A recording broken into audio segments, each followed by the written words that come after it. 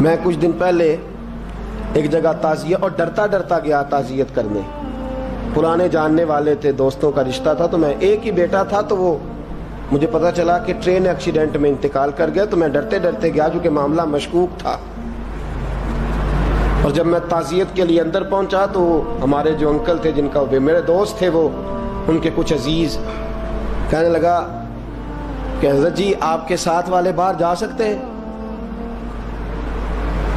تو میں نے کہا چلے جاتے ہیں. میں دوستوں کو گاڑی میں بھیج دیا, اور جب میں نے اس سے بات چیت کی, کہنے لگا میرا بیٹا ایکسیڈنٹ تو میں نے بنایا ہے, وہ تو خودکشی کر کے مرا ہے. شادی کے 11 سال بعد خدا نے ایک بیٹا دیا تھا, اور مجھ سے غلطی یہ ہوئی, میں نے کہا میرے بیٹے کو تکلیف کوئی نہ آئے. اس کے منہ سے جو نکلا میں نے اسے دیا, جو اس نے مانگا میں نے دیا. کہتا ہے جو شخص 16,000 مہینے کا کمائے اور بیٹے کو 40,000 کا موبائل خرید کے دے, کہتا ہے میں نے ہر سہولت اسے دی. پھر ایک امیر کی لڑکی سے یونیورسٹی میں پڑھتے ہوئے اس کا تعلق بنا. بچی کے میسج بھی میں نے اپنے موبائل, اس بچے کے موبائل میں دیکھے, اور اس لڑکے نے جو میسج سینڈ کیے وہ بھی میں نے دیکھے.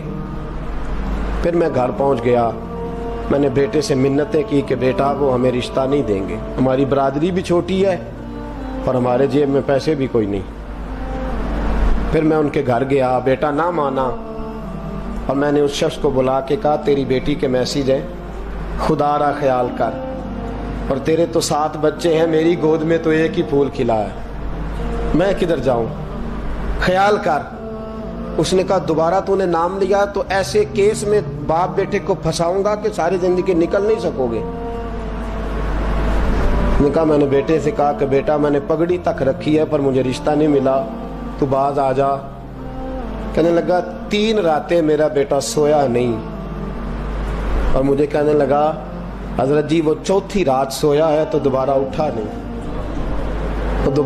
نہیں. مجھے کہنے لگا مجھے اجازت دو کہ میں اس بیٹی کو بھی قتل کر دوں اور اس کا باپ بھی قتل کر دوں, میرا تو گھر اجڑ گیا نا. وہ کہنے لگا میں کبھی کبھی دوستوں کے پاس جا کے رات گزار لیتا ہوں اور میں اپنے دل کو سکون دے لیتا ہوں, لیکن اس کی ماں اس کے جوتے سینے سے لگائے پھرتی ہے, اس کی اماں اس کے پرانے کپڑے لے کے سینے سے لگائے پھرتی ہے. کہنے لگا حضرت جی کوئی کوشش کرو, کوئی دعا کرو کہ اللہ مہربانیاں کرے. میں کہہ تو نہیں سکا ان سے, لیکن میرے دل میں خیال آیا کہ کس نے کہا تھا کہ بچہ یونیورسٹی میں کو ایجوکیشن میں داخل کراؤ, کس نے کہا تھا کہ اس کے ہاتھ میں آگ کا انگارہ دو.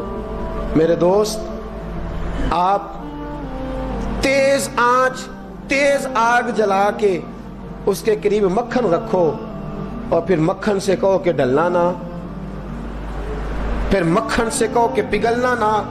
بھئی تیز آگ قریب جلا دی اور تو کہتے پگھلنا, یہ کیسا ممکن ہے؟ ہو سکتا ہے؟ بولیے نا, ہو سکتا ہے؟ لڑکا اور لڑکی کٹھے کالج میں پڑھیں, ایک کمرے میں رہیں, ایک چھت کے نیچے رہیں, ایک دوسرے کو دیکھیں, نام جانیں, فون نمبر پاس ہو, اور پھر کہنا کہ تم عشق کا چکر نہ لڑانا, کیسے ممکن ہے؟ اور بڑے سیانے بندے کہتے ہیں حضرت صاحب اعتماد ہونا چاہیے اولاد پہ. میرے نبی پاک کو اپنی بیویوں پہ اعتماد نہیں؟ عبداللہ ابن مکتوم نابینے سے ابھی آئے ہیں تو حضور نے فرمایا پردہ کر لو. حضور کو اعتماد نہیں؟ مصطفیٰ سے پاک گھر کسی کا ہو سکتا ہے؟ فرمایا پردہ کر لو, نقاب ڈالو. سونے وہ تو نابینا ہے, فرمایا تمہیں تو نظر آتا ہے نا, ڈالو نقاب. یہ اعتماد ہونا چاہیے. یہ کیسا اعتماد ہے کہ تو تیز آگ جلائے اور مکھن قریب رکھ کے اعتماد کر, یہ کیسا اعتماد ہے؟ ایک حدیث سنانے لگا, زندگی بھر بھولنا نہ, دل کی تختی پہ لکھنا یہ روایت. توجہ ہے آپ کی؟ جاگ رہے ہیں؟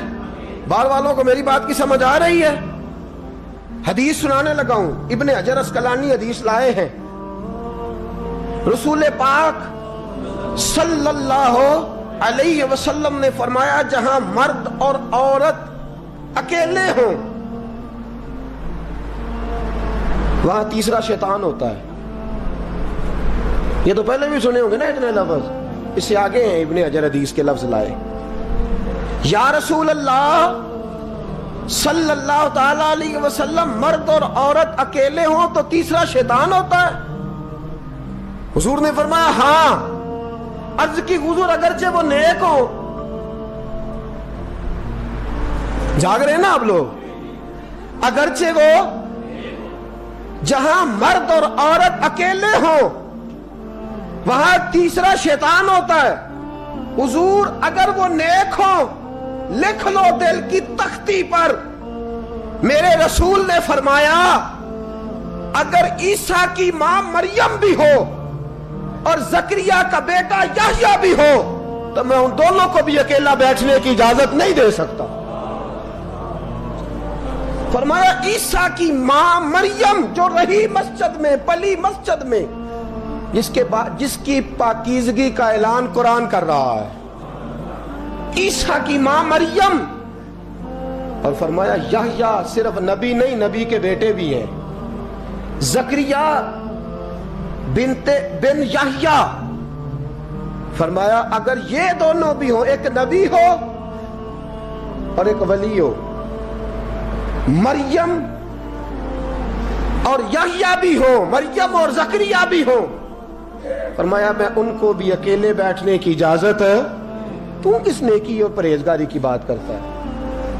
تو کیسا پیر ہے اس کے پاس تنہائی میں بیٹھ کے بی بی اپنا دکھڑا سنا رہی ہے؟ تو کیسا مفتی ہے؟ اٹھا کے لے جا طریقتیں شریعتیں اور جا کے سنبھال لے اپنے جبہ اور دستار میں. وہ کوئی جبہ اور دستار نہیں، وہ گند ہے. اس لیے کہ جو نبی مریم سلام اللہ علیہا کو نبی کے پاس بیٹھنے کی اجازت نہیں دے رہے، وہ پیر کس بات کی مولی ہے جو بیبیوں کو بغیر پردے کے سامنے بٹھاتا ہے؟ اور تنہا بی بی کہتی ہے میرا دکھ سن لے. کس نے اجازت دی ہے؟ اور پھر کہنا تماشا لگ گیا، سٹنڈ لگ گیا.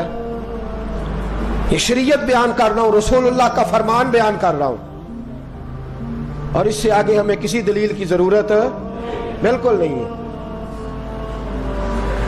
پتہ نہیں باپ کو کہ میرا بیٹا کیا کر رہا ہے. اندھی ہے وہ ماں جس کی بیٹی سارا دن نیٹ پہ بیٹھی رہتی ہے، اس کو خبر نہیں کیا ہو رہا. اور جب آگ گلے تک آتی ہے نا، داڑیاں جب جلنے لگتی ہیں تو ہمیں خیال آتا ہے یہ کیا بن گیا ہے.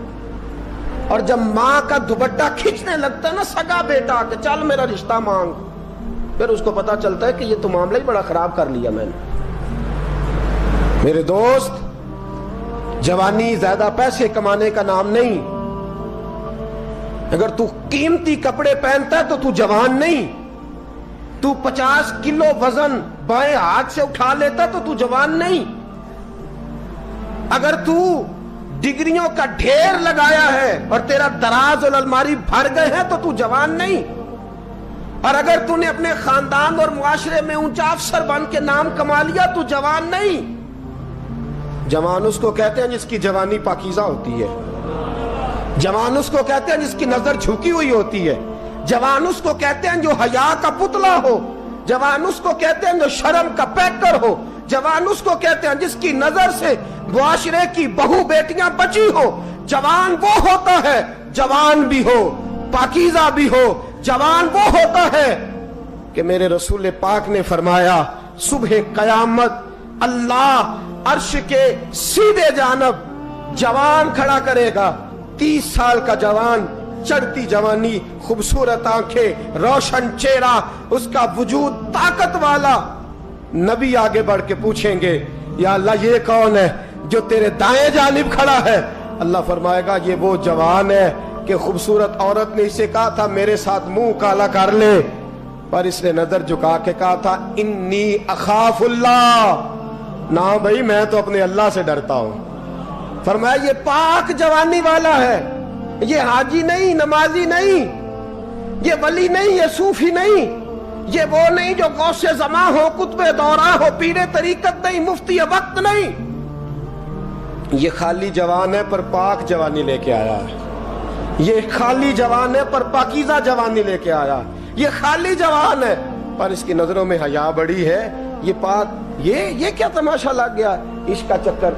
اور آج جتنی مصیبتیں کھڑی ہوئی ہیں، اس عشق مجازی کے روگ نے کھڑی کر دی ہیں. ہر جوان. ہمارا ایک بچہ تھوڑے دن پہلے اس علاقے کا محمد طیب نام کا شہید ہو گیا. وہ ایک کونے میں رہنے والا, ایک محلے میں ایک چھوٹے سے کونے میں رہنے والا بچہ تھا نا.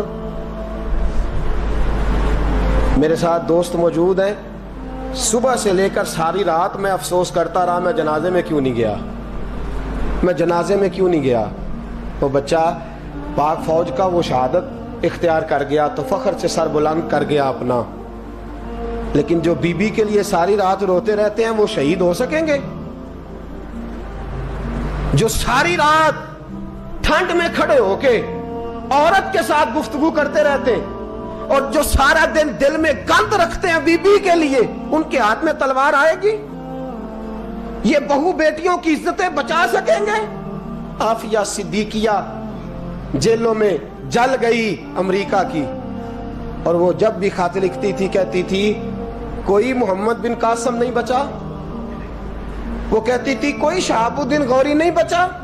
اور وہ جب بھی, اب تو خیر اس کا ذہنی توازن ہی کام کرنا چھوڑ گیا, وہ بی بی جب بھی خط لکھتی تھی نا اہل پاکستان کو تو کہتی تھی پاکستان والوں بتاؤ کیا تمہارے اندر کوئی بھی خالد بن ولید کا ماننے والا نہیں؟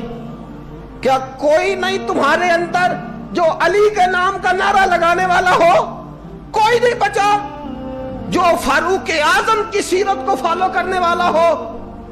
کوئی لاؤ جس کے ہاتھ میں تلوار ہو اور مجھے سمجھ آئے کہ یہ وہ ہے جو حسن اور حسین کا نام لینے والا ہے. کوئی نہیں بچا. اس لیے کہ گندگی دماغ میں, گندگی دل میں, گندگی روح میں تو اس کام کے لیے آیا تھا.